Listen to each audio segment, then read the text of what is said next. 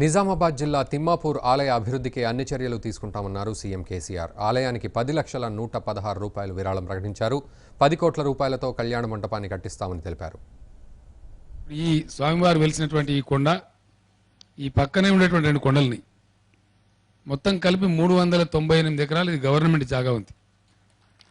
ఈ గవర్నమెంట్ జాగా మొత్తం స్వామివారి ఆధీనంలో ఉంటుందని చెప్పి మనవి చేస్తా ఉన్నా.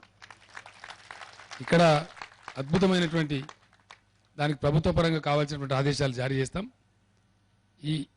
ఈ స్థలం మొత్తం అభయారణ్యం కింద, ప్రొటెక్టెడ్ ఫారెస్ట్ కింద, గొప్ప పార్కుల కింద, మంచి కాటేజీల కింద, తిరుమలంతా గొప్పగా కాకపోయినా తిరుమలకు పోయినటువంటి అనుభూతి వచ్చే విధంగా ఈ ప్రాంతాన్ని, ఈ స్థలాన్ని డెఫినెట్గా అభివృద్ధి చేసుకుందాం. అందుకు మిత్రులు శ్రీనివాసరెడ్డి గారు కోరినట్టు కొన్ని ఇతరత్ర ఏర్పాటు, యాగశాల చూసినాం, సాష్టాంగ నమస్కారం చేద్దామంటే స్వామివారు అన్నారు చేయలేకపోయినారు, ఇరుగ్గా ఉంది కదా అని. అంటే అప్పుడు ఉన్నంతలో జరిగింది.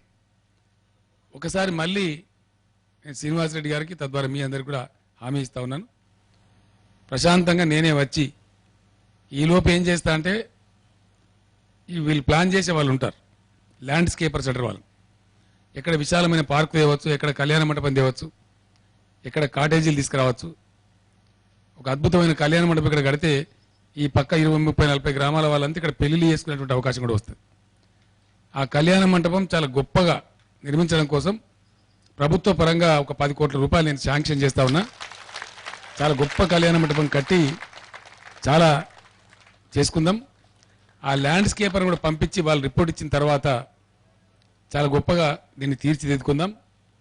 ఇంత మంచి ఆలయం చాలా చక్కగా ఉంది కాబట్టి నేను కూడా మా కుటుంబం పక్షాన ఒక 10,116,000 రూపాయలు ఈ ఆలయానికి విరాళం కూడా ఇస్తా ఉన్నాను.